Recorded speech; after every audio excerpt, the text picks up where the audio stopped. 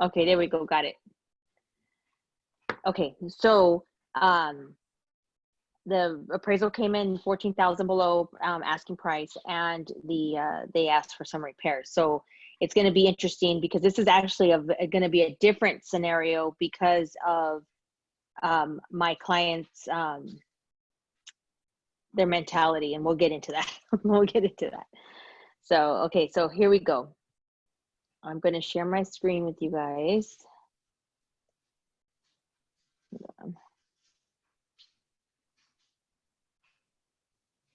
Your eyelashes look like. I know, I told you. That's probably what's giving me a headache. Really? No, I don't know. I'm just kidding. Are those the magnetic eyelashes or no? Mm-hmm. Mm-hmm. So they. Wait, hold on. Yeah, they are. Everyone's texting me.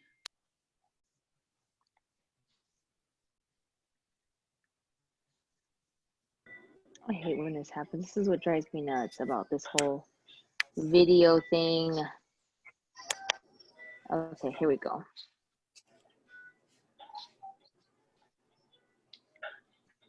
Okay, can you guys see my screen? Mm-hmm. Yes. Okay. Can you still see it? Yeah. Request for repair? Mm-hmm. Okay. I see it. So this is the repair request that that she sent.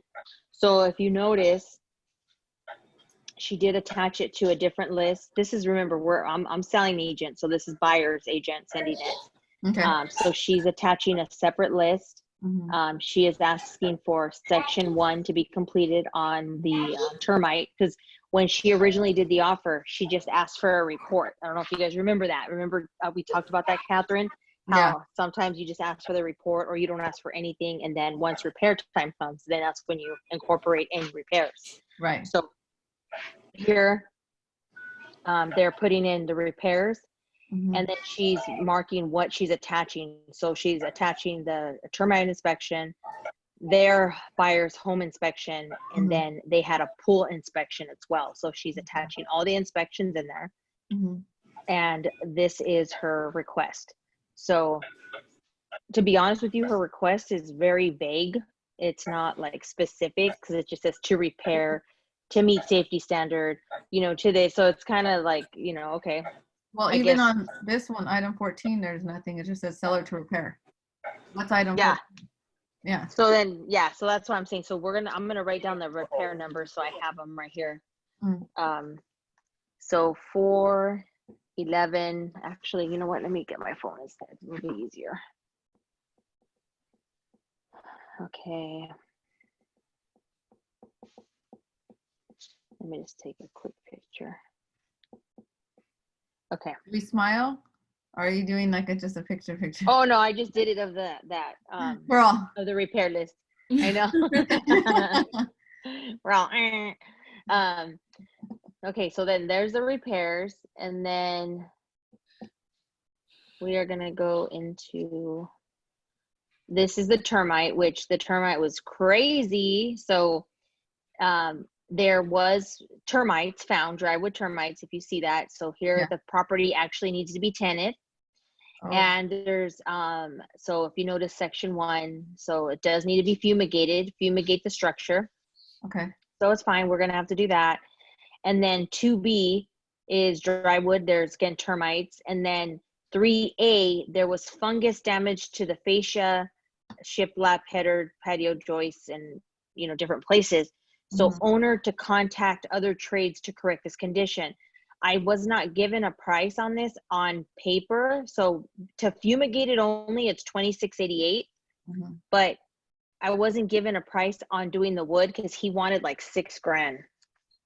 And so he told me, I'm not going to put that on there, Sonia, because it might scare your client. Just have them go get an estimate from, another tradesman, because that way they can quote them out. But they're expensive. Anytime you need any type of like the wood changed, it's better to get your own person than to go through the termite company, because they do charge like 3 times the amount of what it actually is. Crazy amount. Yeah, it is crazy amount. So I had already discussed it with my clients, so he was fine. He was gonna, they are gonna get it tented, and then he called a contractor directly, and they're working on getting the patio fixed. Okay, so there's that. So we don't have an issue there. And then here's the inspection. So we'll go down. It was their And inspector, huh? Right? huh? That was their inspector? Actually, they are from like Palos Verdes area. That's where the agent is from.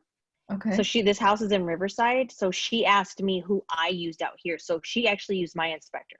Mm. And I'm gonna stab him because he went way, way over. No, I'm Did just he kidding. go overboard? There's a crack No, in the brick. Oh my God.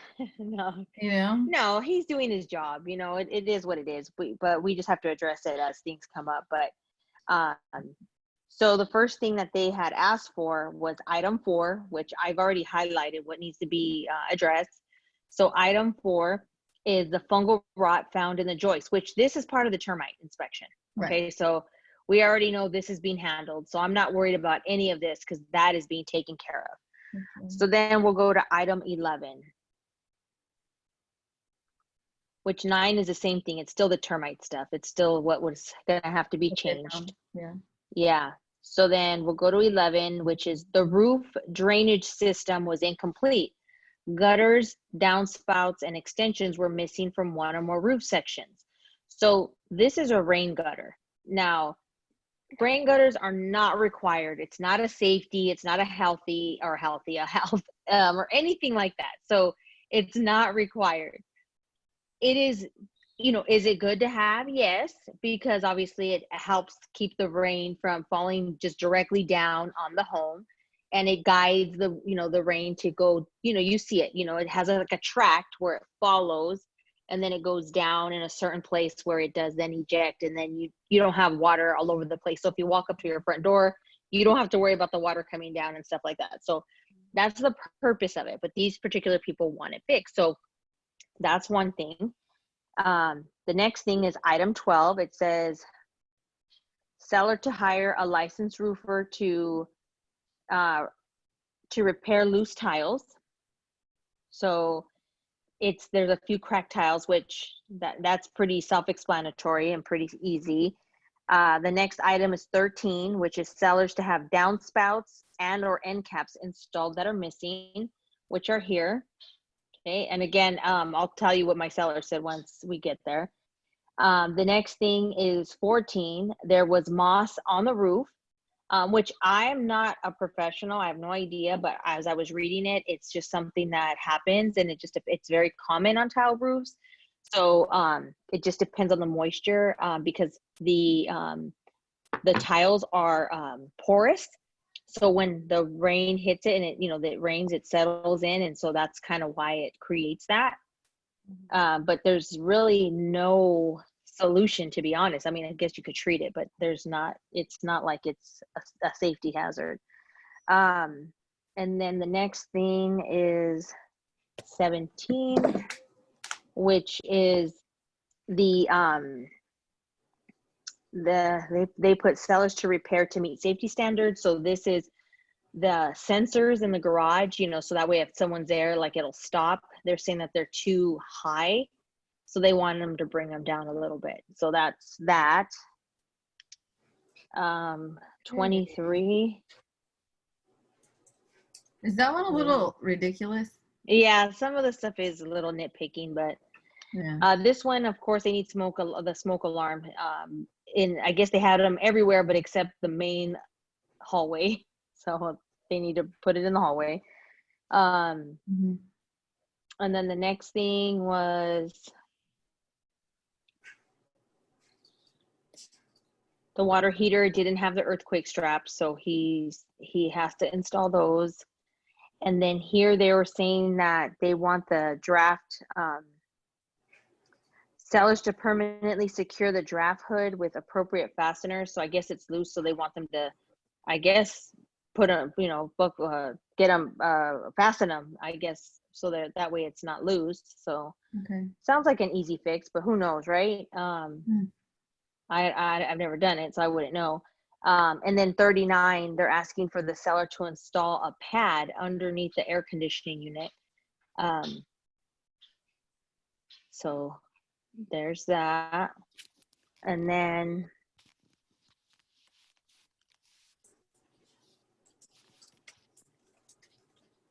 see.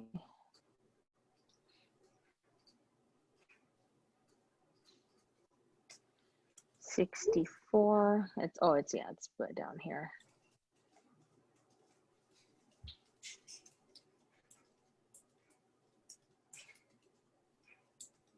So 64 and 65, rust was found on the filter's body. The filter pressure gauge was deteriorated. So they did have a pool inspection done, and the pool inspector said that although things are rusted, they still function.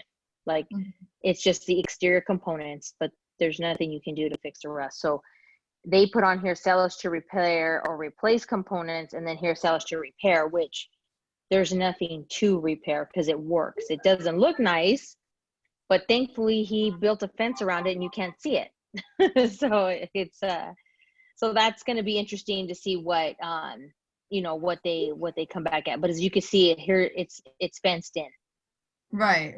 So you can't even see it. It's totally, gated off. But so those are the requests for the repairs. So I spoke to the seller in regards to the repairs, and his response in regards to the rain gutters is he had rain gutter, and that's why it says it's incomplete, because it says to be completed, because he only put them where you walk inside. So that way, anytime they walk to the front door, they don't have to worry about the water hitting them. So he said that's the only place they walk, when it's raining. They're not going to be walking around the house, obviously. So that's why he put them there. Now, there's other ones where it says the end caps need to be adjusted or fixed. He said what he did was, he's the original owner. They've been there 31 years. And he said he lifted them a little bit on each side. So that way he didn't, like, I know it's kind of Mickey Mouse, I guess you could say, but what he did was he did that. So that way when the water, it doesn't stop there, it flows down. Like, that's just the way it works. So he says it's worked for me all these years. If they want me to put it back, I can. It's very simple to do. But he does not want to install a brand new rain gutter. He does not want to do that. So I have to let them know he doesn't want to do that. He's going to do everything else in regards to the smoke detectors, the everything else. And then the only other things that he's not going to do is he doesn't want to install a pad underneath the air conditioning unit, which I just sold another home like that. And that one, though, when you touched it, it wobbled. Like, it was like, it needs one. I don't remember. I want to say that it was like a couple $100. So it wasn't like a huge deal, but they have to disconnect the air conditioning. So that's why they charge, because I guess they have to disconnect it to lift it to put, something underneath it or whatever. So, but he said that they just installed that like 2 years ago. It was done professionally, by a company, which he believes is still under warranty. So we're going to find out why they didn't put something under. Maybe it's just the way that unit is built, because it doesn't make any sense for them not to have done it right. And so we'll find out about that. We'll see how that goes. And then the other thing is in regards to the pool, to the rust on the pool. That's something that obviously he's not going to change. He's like, it works. So there's nothing to fix other than it doesn't look pretty, but that's basically it. So we'll see what they come back at. The other thing in regards to the moss is he said that he's going to pressure wash it. And, he'll go, I'll throw bleach on it. I'll pressure wash it. I mean, I don't know what else they want me to do. So anyhow, so those are the items that they want fixed. And so I talked to him and I said, well, I just want to let you know that the price, obviously the appraisal's at $485 or $95, I'm sorry, $495, and we're in contract at $509. I said, in order for me to negotiate this, like, I need you to be, I need you to really be open to helping them with as much as possible, because I can't say, oh yeah, we're not going to do any of these repairs, but yet we want you to still pay $509. You see what I'm saying? So, and we never negotiated that in the beginning. When I met with him, I wanted him to list it at $499, and he didn't want to. He wanted to be at $509 because, his home is nice. Don't get me wrong, but there's no upgrades in it at all. And like I said, they've been there since, 31 years. Yeah, they didn't really do it. Yeah. No, I mean, it's in clean condition, but it needs upgrades and then they have the style of like New Mexico, like, Oh, that type of style, like no. whitewash The stuff, Santa like, Fe. yeah, Yeah. fadey stuff. Yeah. Uh-huh. And I told her, please take all of your chilies out of your kitchen, like those red chilies and stuff. Like, ah, It's Cinco de Mayo decor, yeah. Sonia. Well, now, yeah, but not a couple months ago. So, anyways, I Gotcha. talked to the agent briefly, and I did let her know that we are looking over the repair list. But I told her my seller is very firm on his price. So, what do what are you thinking about that? He wants to stay with the price, and she said, I can get my clients to still pay over 14,000 above. And look at the times we're in. Who's gonna do that? Think Hell about that. no. I wouldn't. So If I she's was like, representing the buyer, I would said no, don't do it. yeah. And she's like, I can do it, Sonia, but you have to make sure that these repairs get done. So I'm going to reply to her today and let her know that, what he's saying for each one. Mhm. And because he's saying his mentality is it's costing me, 2,700 for the termite, plus another 2,000 to fix the patio, plus maybe another 2,000 for the other little repairs or whatever. So he's like, I'm already lowering my price by doing those things. That's the way he's thinking, even though that's really not what it is, Mhm. but hey, they're repairs, whatever buyer you get is going to want certain things done, especially right now. So if we can make it work where they come to an agreement and they still pay that price, then I think he's definitely, it's an exception, because like I said, right now in our time, in the way things are, people don't even want to give you what your home's worth. They still want to give you below. So so I think it's going to be pretty interesting, and pretty see what ends up happening. So Okay. but they're putting the sales price is 509, and they're putting down 400,000. So they Whoa. have money. Yeah, they're I selling a wish they house. could do that. Yeah. Yeah, Okay. yeah. So the appraised value doesn't matter to them. So they don't, it doesn't, the buyers don't care that it's or that it was appraised at 495? Or was it I'm sure 495? they care, but I think because the agent and I are letting them know that, look, if you want these things done, then you have to understand that he's going to want this price. Otherwise, he'll probably lower it and he's not going to do anything. Which, if you ask me, I would rather have the price lowered, and I'll take care of those things myself. I mean, minus the termite, of course. But So, Sonia, I have a question. So, yes, I've always, with my clients from day one, tell them right here in the contract, it says this property is sold as is. So when we get to the repairs, that they don't get super picky, that only things are done that are like major things. So that's how I've always handled my transactions. So even as a listing agent, I always bring that to the agent's attention, because it says right in the RPA that the house is sold as is at that price. So what is your view on that? well, it depends on what the market is. So had we been in this situation 45 days ago, there was no repairs being done. You couldn't even ask. The seller was like, nope, nope, nope. Right, Catherine? You couldn't ask for nothing. And it was firm. It was this and that. And you're right. Every home is sold as is. And that's but the thing is this, a home is sold as is based on your visual inspection. So you're not going to go on the roof. You're not checking plumbing. You're not checking, all of these components, because you're not the expert, number one. And number two, you're just doing a walkthrough.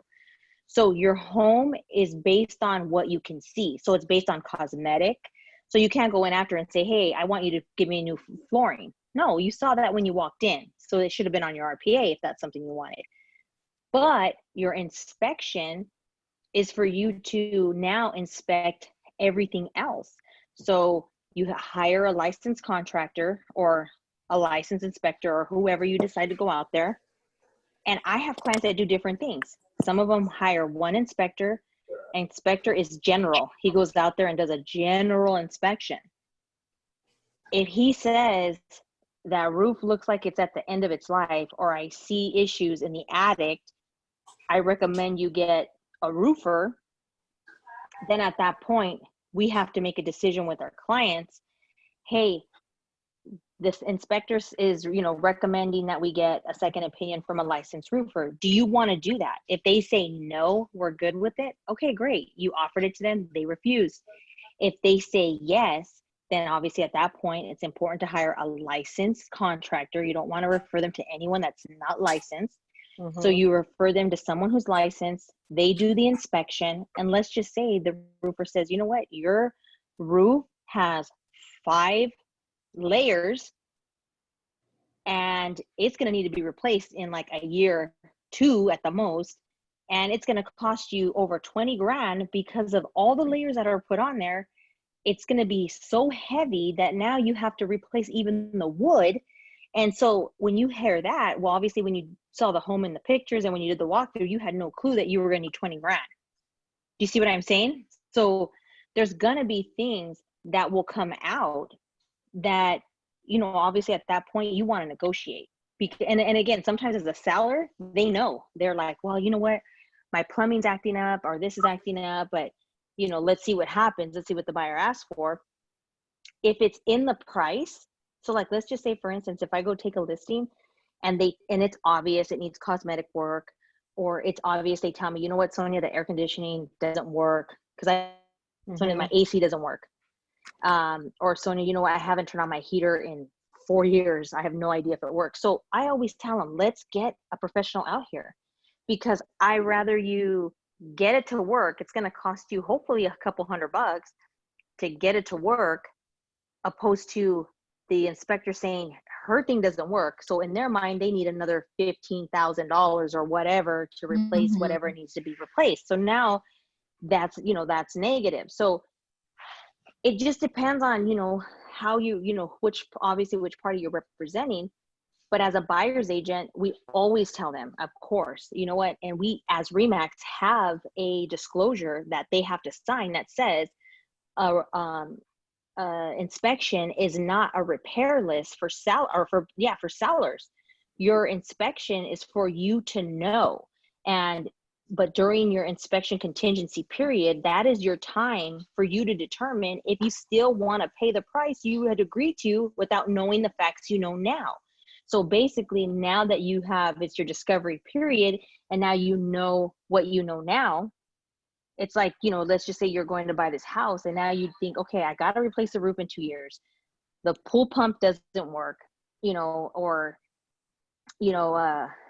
there's a leak underneath the house, like that you didn't know about. So all these things you're now discovering. So you're like, well, shoot, it's going to cost me all this money. Now I want to come back and I want to renegotiate. So, yeah, that's kind of how that works. But as far as, like you're saying, as is, it's always more what your visual inspection is, because like I said, you can't, and I tell my clients that if there's anything that you see that you don't like now, then let's address it now. If I see the AC is missing at that time, then I'm going to address it in my RPA at that time. AC was missing. Is it going to be replaced? What are your plans?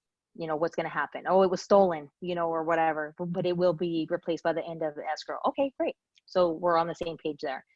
So it just really depends. But again, it also depends on the market, which right now there's a lot more negotiability in every deal that I've closed since the beginning that this has happened. We've been able to, and it was crazy, is we came in at the end, and Catherine knows because we even negotiated on hers. She had a deal. The buyer all of a sudden said, he was a week away from closing. He's like, I'm not closing this deal unless he pays for all my closing costs now. And he had 0 closing costs. And she was freaking out. She's like, what? I'm like, Catherine, all you can do is ask. All you can do is tell him, look, this guy, is now he's ready to pull out because he doesn't know what's going to happen with the market. Yeah. He's afraid. He doesn't know how long he's going to have a job. Like, you just have to come at him with facts. And she did. And she negotiated to get the buyer $7,000. He had zero closing costs. And then he ended up with a $7,000 credit at the end. Yeah. And repairs. Yeah, and repairs. Yeah. And repairs. That initial, this guy was an investor too, and he didn't want to do nothing. Oh, he was a like jerk. Oh and, my God, he was a And jerk. he was like, no, no, no, no, no. Then all of a sudden he started off, okay, I'll give 2,000. She's like, nope. Okay, I'll give 3,000. Nope. Nope. And then he kept going up and up and up. So finally he's like, okay, I'll give 7,000. So I'm like, that's pretty good. And the same thing happened with, I had a client who is Katie on the call? And the Yeah. Yes, Katie? I'm here. oh, So, you know what? hi, Ann- Katie. Okay, yeah. So okay. we were working with, so Katie was helping me with Brittany, and we were selling her house, and she was buying one at the same time. So what ended up happening was Brittany was short to close money because she needed Pay off to loans. fix her, she had to pay off her solar, and Shoot. she needed to pay down some debt and just some stuff or whatever. So we actually, same thing, the agent was like, my seller's firm, he's not paying a penny in closing costs, and we didn't need it initially. So I told her that was fine. We outbeat multiple offers. I did not disclose that we had a contingent sale, okay? Because, and the reason I don't always recommend, you need to know what you're doing. You can't just do that, okay? So it takes experience, and you gotta know what you're doing. Trust me. So she didn't know we had another home to sell. So, I prepared her offer. It was clean. And she said, Sonia, my sellers want to go with your offer, because they did have, multiple offers. She was, so my seller wants to work with you. I said, okay, great. So anyhow, probably about a week and a half before close is when Brittany's freaking out and saying, Sonia, I'm short money. So she goes, I need about $4,000 or $5,000. I said, okay, let me go to the agent. She's like, what? How are you gonna do that? Let me see what I can do. So I called the agent. I'm like, look, my client can't close escrow. She needs $6,000. And she's like, oh no, we're not giving her $6,000. I go, okay, well, let your client know that my client needs $6,000 if he wants to move forward with the transaction, because she can't close because she couldn't, she was going to be short money. And so sure enough, she comes back and she says, my clients, and this is her exact email, I'm not lying. She says, my client would be glad to give your client $6,000, would be happy to give your client $6,000. I'm like, wow. So I called her and I let her know, hey, we got the money. And she was so excited about it. She just couldn't believe it. And she actually ended up having to pay less and stuff like that. So she ended up with a great credit at the end. So she was so happy. Yeah, about she it. was so happy with it. When she got her keys, she had a check for, I believe, like $12,000. Yes.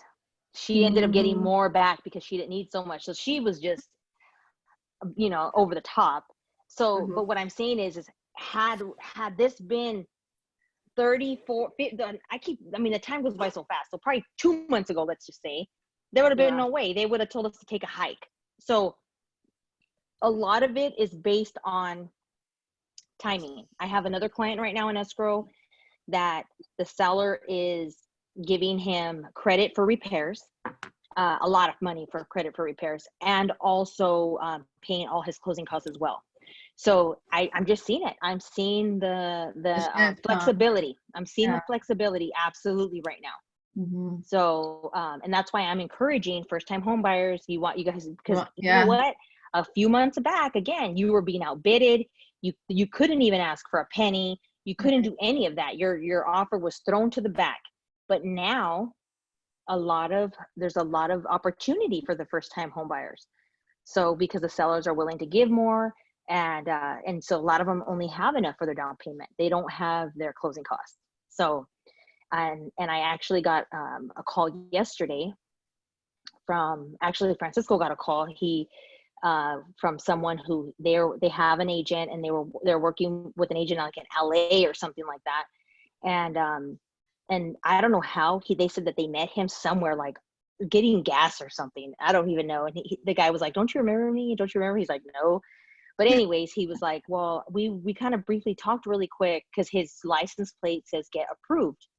So they kind of briefly talked and exchanged numbers, I guess. Nice. He's good at exchanging numbers with people, right?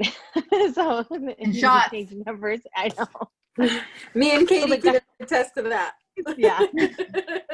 That's true. So I know. I'm like, oh, you're gone for the day at a class, and you're sitting between two women, and you got two numbers. I still give him a hard time about that. So,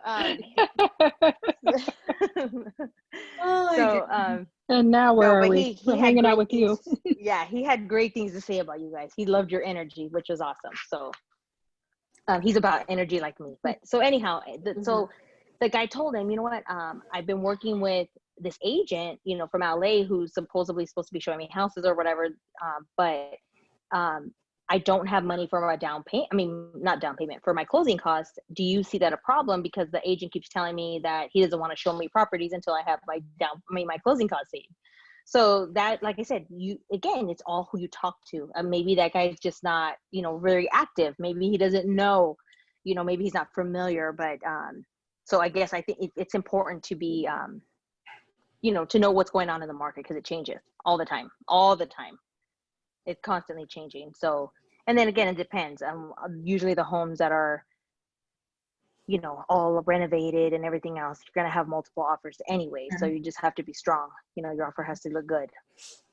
So, but yeah, no, we could go over, I mean, stories for days. We've all had, you know, especially with it, you know, with the requests for repairs, a lot of times properties fall out of escrow during this negotiation because of that.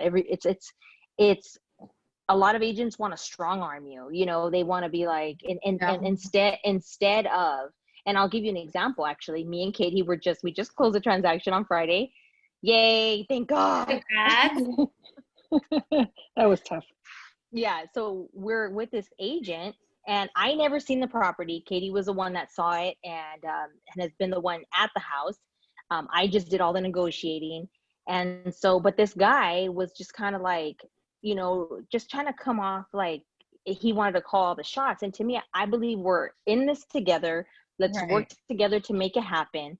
Like, what does your seller want? What does our buyer want? Like, let's, you know, we're here to, you know, meet halfway. But he was just, we sent him a request for repairs, and he was like, and I never, like I said, I never seen the house, but when I saw the report, and I went over it with our client who still had not seen the home. Okay. She didn't see the house yet. Katie was the one that did a virtual tour for her. She says, okay, put an offer. I want that house. We got the house. And so like 2 weeks pass, and I'm like, you can go see the house now. And she's like, no, I don't want to see it. I'm okay. So we look at the inspection, and I told her, you need to go see the house because of the report. There's some poor findings. Like, I really want you to go see the house. So she finally agrees to go see the house. And even after she sees the house, I told her, so what do you want to ask for? And she says, nothing. Like, I'll just take care. I'm like, no. No. Yeah, I told her, no, you are a single mom. You don't have the money. We're going to ask for repairs. And so she's like, okay, so what do you think? So, you know, I'm going over it with her, what I see that, you know, that needs to be fixed for her to live there without it deteriorating more. So we sent him a request for repairs, and he was just kind of like, well, what are we supposed to do with this? And what are we supposed to do? I go, look, you know what? Screw it. Just give us $5,000. Yeah. Just give us $5,000. We'll be happy. And he's like, well, my client doesn't have any money. I'm like, well, I don't know what to tell you, sir, but we need $5,000. So then he comes back, and he's like, what about if we give you $2,000? I'm like, no, she needs $5,000. So I told her, look, why don't you get estimates on these things? Get estimates. So she did. She started calling around getting estimates, and it ended up coming up to being like $3,800. So I told her, Sonia, you know what? I'll take 4. If they can give me 4, I'll be happy with 4. I said, are you sure? And she said, yeah. I said, okay. So after going back and forth, I told the guy, you know what?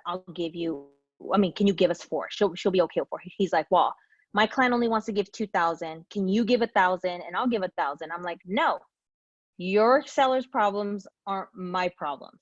Right. Your seller needs to give up $4,000 if you want this to happen.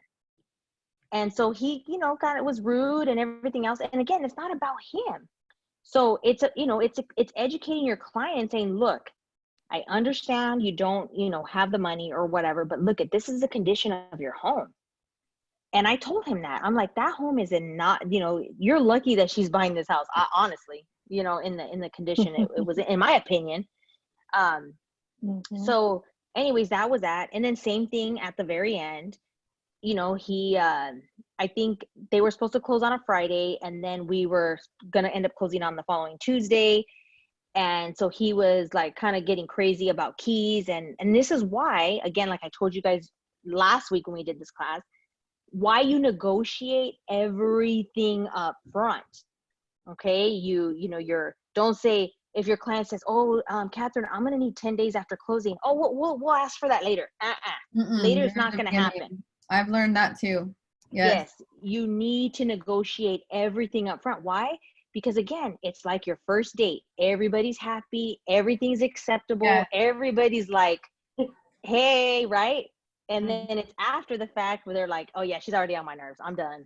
Like, I don't want to see her again. Like, it's bad. Right. It gets bad. So You can't sign the prenup at the end of the marriage.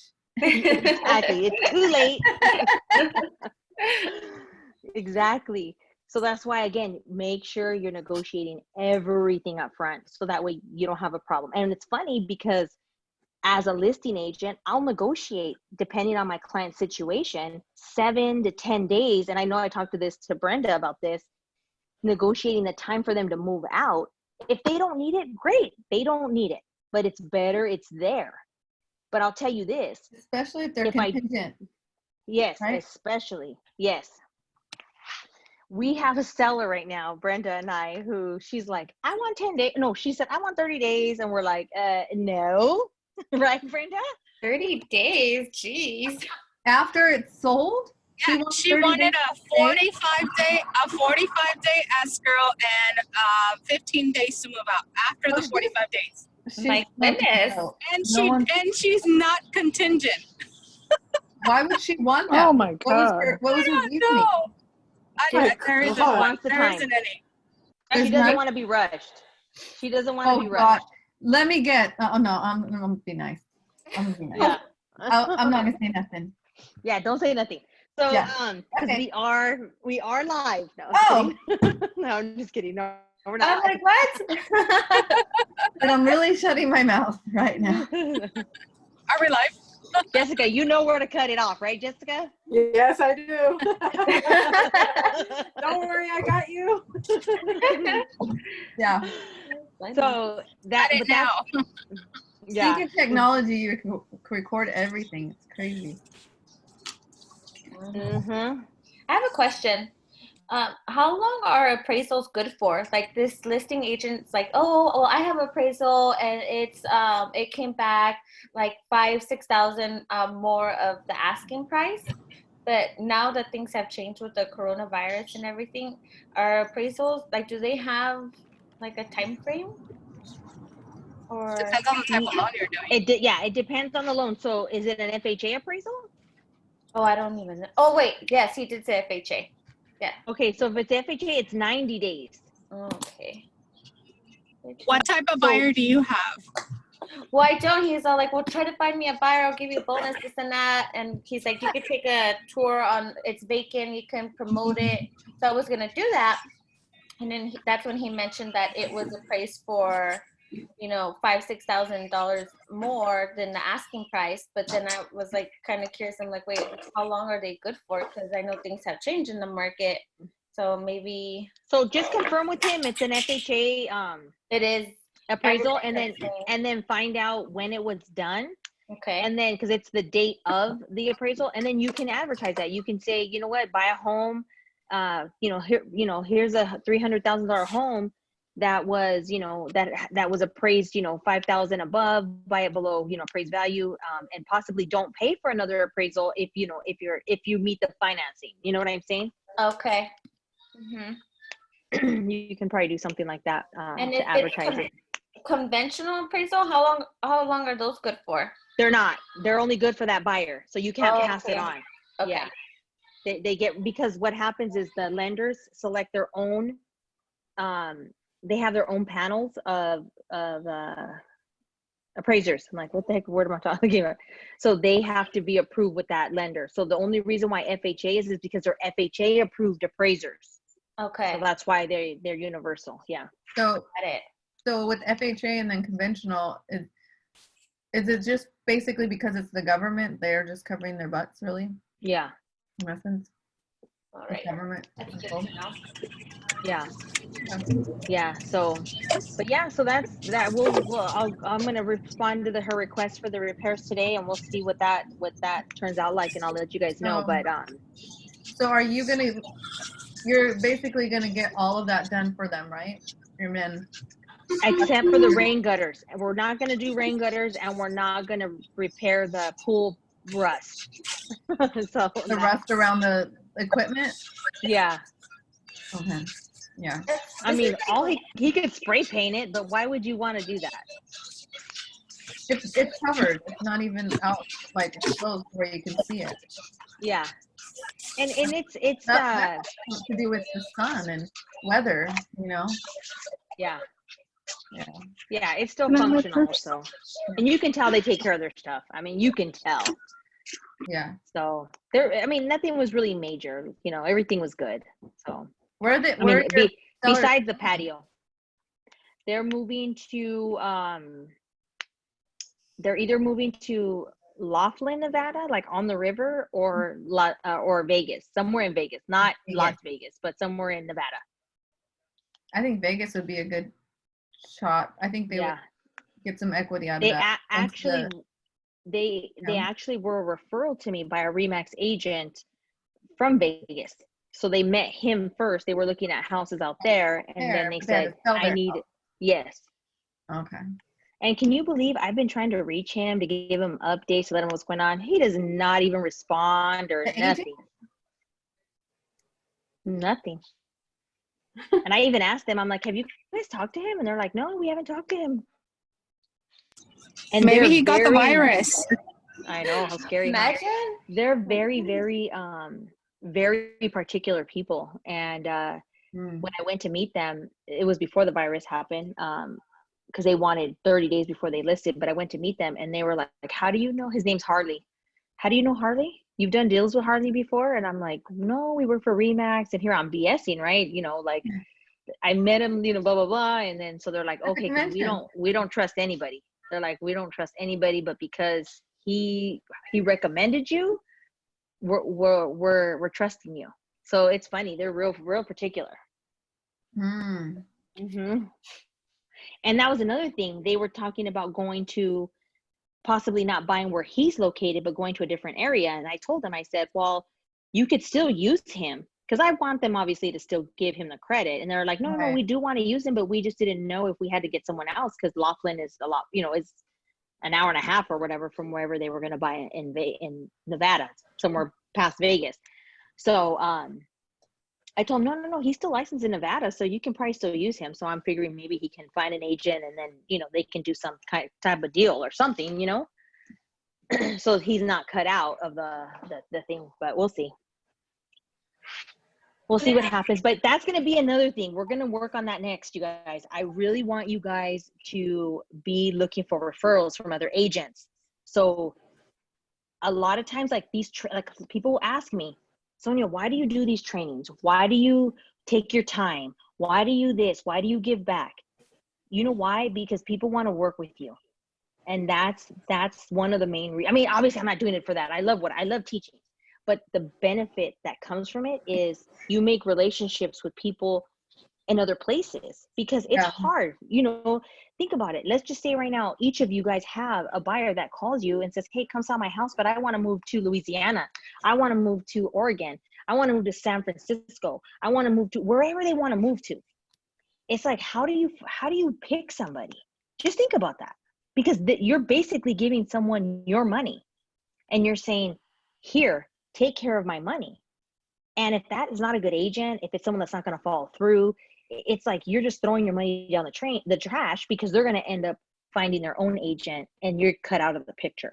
Do you see what I'm saying? So you want to make sure that you're developing relationships with agents in other places because of that, for that reason, because you want to be the resource. You want to be a referral source, so that way they always reach out to you. So that's one thing too that I want to show you guys how to do that.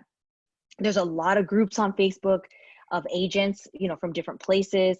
So, you know, you have to engage though. They want to see you engaging. So you have to do those things too. And they want to see that you're busy sharing ideas. And that's why a lot of the Facebook groups on Facebook, a lot of the groups on Facebook, there's so many because different people, you know, are on there, but the ones that are engaging, I noticed, you know, that's they're giving back. And so they want to work with, you know, people that are doing the same thing. So they feel like, oh, I kind of got to know that person. And you know what? I wouldn't mind giving my client to her because I think my client would like her. You see what I'm saying? So they're getting familiar with you. So, you know, continue to do your videos. If there's anything that you guys even want to, you know, train on, something that you guys learn, then we can do that too. You know, we can host stuff like that too. But I think it's important for you guys to do that as well. Step outside your box a little bit, and you know, everybody's good at something. You know, everybody has their own thing that they're good at. But was everybody on the call earlier at noon? Mm-hmm. Okay, so I really want you guys to set up your profiles. If you guys haven't set them up, I need take to. the time to set up your profiles. And Katie, that way, because what's her name? Claudia? I'm like, what the heck's her name? Yes. She is the one yesterday that said, Sonia, do you guys have, what did she ask for, Katie? And we're like, what? Oh, she Surveys. was asking for a survey. I was like, She goes, what? do you guys I give just surveys? text you. Yeah, she's like, do you guys give surveys? I'm like, surveys? What is she talking about? And then I thought, oh, testimonial or review. But when does a Right. client ask you, can I give you a survey? Right. Yeah. So That was I responded to her and I was like, you mean a review or whatever? She goes, yeah, same thing, ha ha ha, whatever. So then I sent her, I said, yeah, these are my links, you can send it. I said, and I told her, don't include Katie on mine. I'm going to send you Katie's. We're working on hers. So that way you can review her separately. And she said, okay. So that way you can thanks. start building your own. Right. You see what I'm saying? Because if she just puts Sonia and Katie, well, no one's going to see yours on mine. You see what I'm saying? Right. So it makes more Mhm. sense for her and she, you know, for her to do both. And that way it's nice. So that way we both, you know, share that. So, Right. so yeah, so I really want you guys to work on your reviews, you know, work on getting, like I said, we'll come up with different ideas in different ways. But do those profiles on those sites that I mentioned. Make sure you go to like Zillow, to Yelp, to start posting different Right. pictures, you know, different activities, different pictures of homes. Like, you know, I really like Maria. She does like the home of the week or the home of the day. I think that's She nice does. how she does that. That's a good idea. She just, you know, goes random into random cities Are and you posts talking them, and about she Maria posts it. No, Maria Martinez. in Maria the office. Martinez. Oh, I haven't seen her And then- post anything on She's it. been Yeah. doing home And of the then- day. It's been yeah. really nice. Yeah, and then Good. she puts it even in like the groups, like the you know, all those like Inland Just like Empire a for bunch sale of different stuff. groups. She does them in Yes. Spanish and English and Yes. in a different way, different ones. And I see them everywhere. People like them Yeah. and stuff. And I'm And, like, and they're oh, gonna okay. start seeing them over and over and Yeah. over and over. And you too, Vanessa, you guys speak Spanish. We could even do, I see this one girl, she's always online talking in Spanish. I can't talk that good in Spanish. Like I can get by, I can talk whatever, but she's like, Is her name? Spanish is name not that Jenny? great, but I can Huh? get by. My Spanish isn't that great, but I can get by. But yeah, I don't speak it that fast, but I understand it. for the most yeah, part. well, you have to talk like them. You know, you have to, You gotta have the accent flowing. Yeah. Like, yeah, you gotta channel like, your Roll my R's. yeah, like channel your grandma. what did you say, Brenda? What's her name? I'm Is her sorry, you name guys. I have Yenny? to take these off. They're bothering me. No,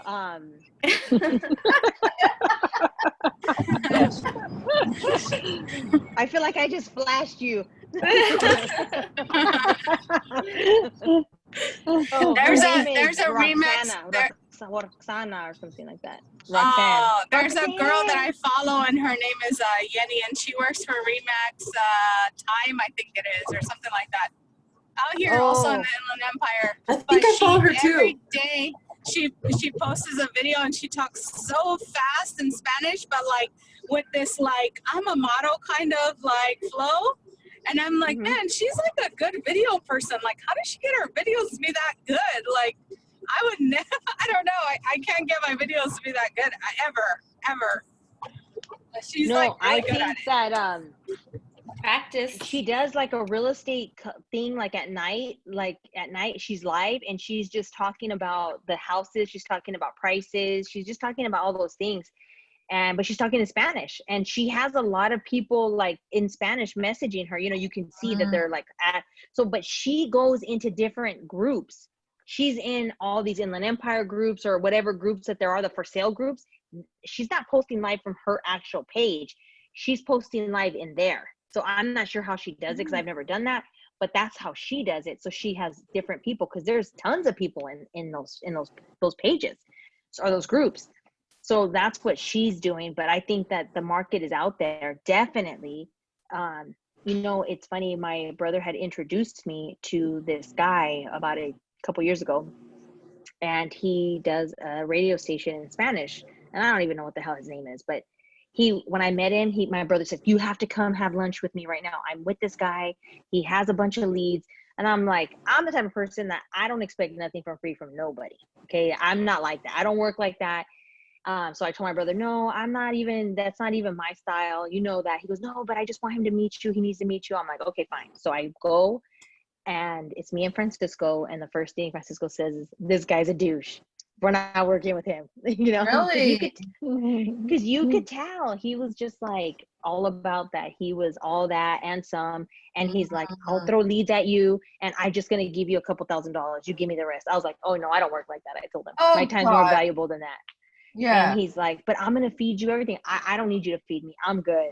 Like, I don't need that. And I ended up finding out like I started listening to his thing and basically, to be honest, he has a lot of people that don't like him because I think what he was doing is he was probably making, agreements or whatever with other agents that were cool with that, but they weren't doing the work. They weren't following up or anything because they weren't really getting paid. So who's gonna do the real work like that if they're only getting $2,000 right out of a deal? So They're that's gonna be like, I'm not exactly. doing this. And he wanted to charge them. Like, it was crazy. Yeah, it was crazy. So I was like, yeah, no, thank you, dude. But I'm just saying he has a radio. And so he was getting all these people call in. You know, he would talk, all he does is talk about the houses. And of course, everybody wants to buy if they can. So, Right. but just an idea, but it's something that we can possibly do.